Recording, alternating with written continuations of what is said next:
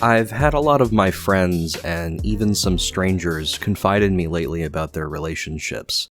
I've mostly been a sponge to the conversations because I can tell they just wanted to expel the toxic buildup of frustration from their partner, and in some cases, ex-partner. Overall, it's best to be the listening party when you're receiving an account of what's happened, unless they specifically have asked for advice. After all, it's not your relationship, and it's difficult to fully understand their feelings, especially if they're bad at telling you. But, if you're on great terms, and you know that giving your take on what you think and feel may benefit them, then go for it. Since I've been the listening party for most cases, there's a bunch of takes I want to expel, or else all this information is going to make me crazy.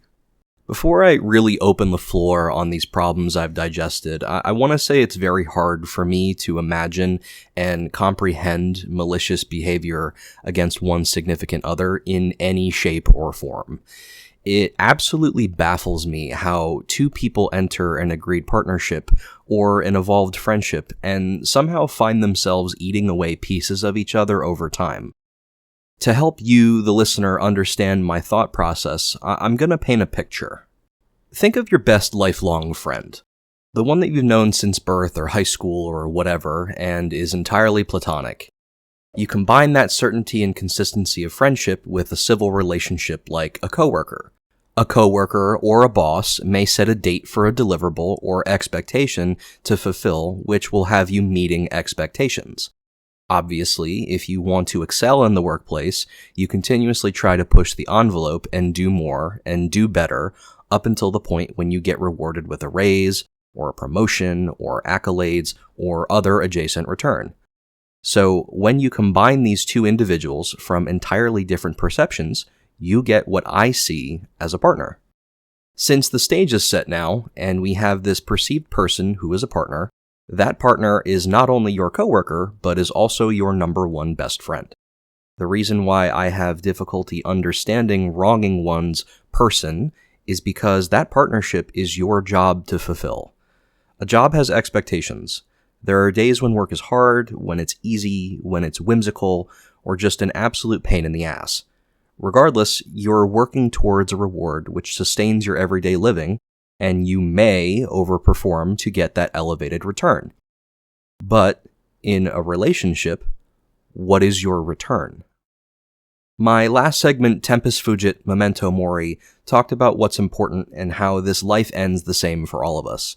My understanding of the purpose of life is that people are important because without them, living would be significantly harder. Time is also important, and being cognizant of our short trek on Earth means we should live as much as possible. But sometimes life gets hard, and lonely, and bleak, and too real to handle alone. When you're lucky enough to find someone who wants to spend time with you, that values you, listens to you, that always comes back, that wants to shoulder your burdens, and that really sees you, they're an unparalleled blessing. In a partnership, you are not rewarded with itemized incentives. There is nothing that can line your pockets or wrists from being tied to someone, unless you stumbled upon a whale, and if you did, congratulations, but I'd tell you to consult your moral barometer as to why you're sticking around. Anyways, I digress. Since we have no lucrative gain from a partnership, the incentive to engage changes, and for each person this area is entirely subjective. Whether your motive is intimacy, physical or otherwise, attraction, attention, shared struggle, fun, etc., you are rewarded with the presence of another human being that, in best-case scenarios, positively influences your mental health. Referring back to the idea of partnerships being jobs, your choice to engage in a partnership is your career.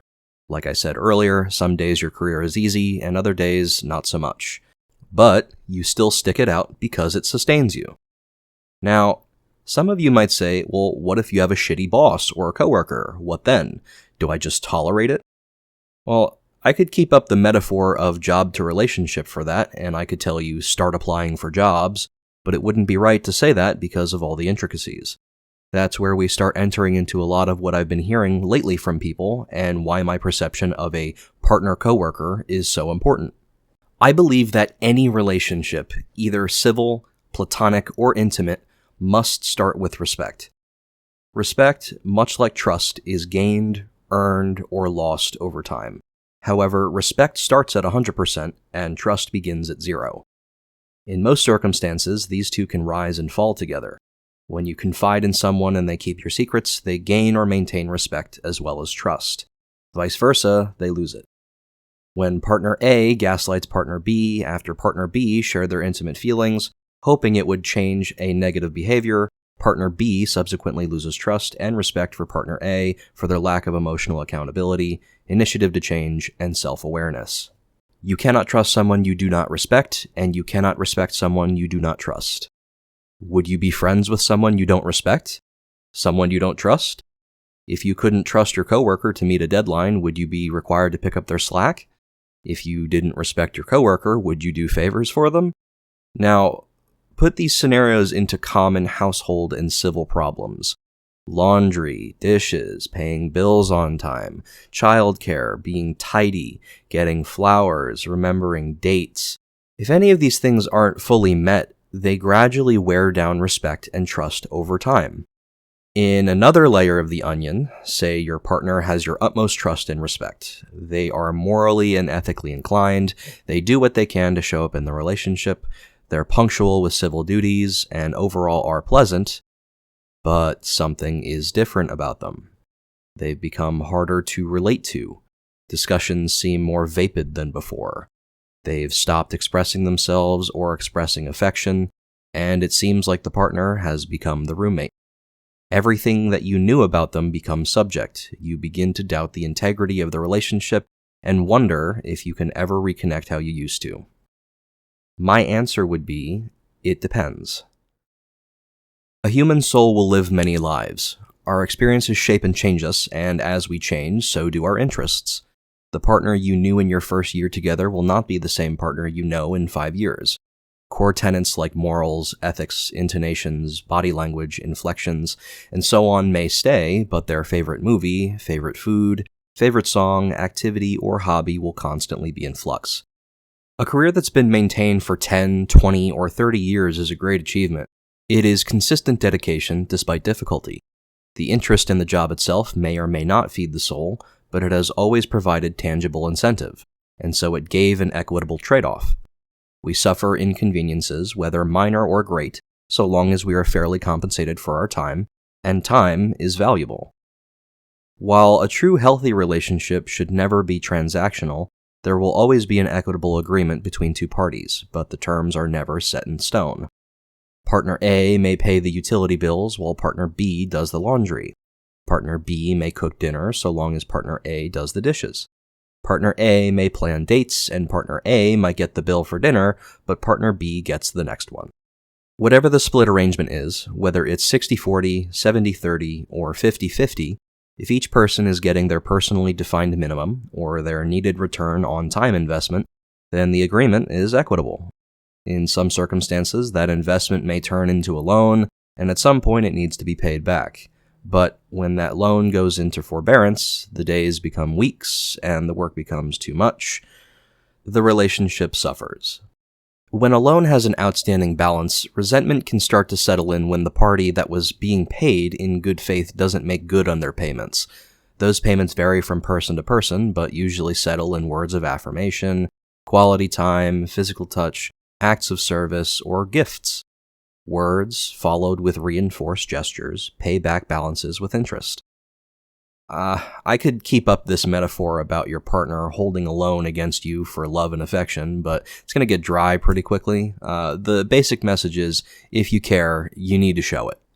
So think back to that long-term career, the one you've hypothetically had for 20 plus years. Now, think back again to the human soul that is constantly churning lives. The people that can maintain that career despite constantly oscillating interests, wants, and needs are absolutely a rare breed. It's a major testament to their resilience. The ones who also invest in themselves by getting certifications, staying up to date on their field of study, and still meet or exceed expectations are even more rare. They are the ones that understand that, in order to stay viable and relevant, they have to constantly change and adapt as well. If they don't, they could be cast aside for a younger, more virile work ethic. This same exact mantra is no different from a committed partnership. Period. Those who stagnate and let their relationships suffocate by coasting, by expressing zero interest, by not actively dating, by not actively learning, by not talking, by not taking initiative, by not taking criticism, the list goes on. Yes, get on with it! By not engaging in any of these things, you disrespect the person you've committed to. You will lose their trust over time, and you will be out of the job. If that person is so important to you, you would show up and show them. But people grow. People change. Despite loving someone dearly, they may just not match. Widely different visions, goals, and ethics, but with an invested heart, can't pave the way for a long-term commitment, especially if you're just starting out. When I think of my friends who have struggled to love and be loved, it breaks my heart that the persons they chose either let their ego win, they couldn't curb a habit, they were bad with money, they got complacent, or they just lost interest in them. In a committed partnership, your partner will always be a mirror to you. You are stuck with you. If you can't stand to look in the mirror long enough, and you have some blemishes that have been eating away at your confidence, you will ultimately have to tolerate it. But when your partner points those things out, and you choose not to address them or lash out, you will lose your partner. In closing, I believe that we as cyclical souls need to respect the journey of others more because we are constantly changing. We also need to do what's right by investing in ourselves, by healing our trauma, and by giving ourselves the same space and understanding that we'd give our closest friend. By forming a better relationship with yourself, you end up with heightened standards, better emotional maturity, better judgments, and ultimately a better partner.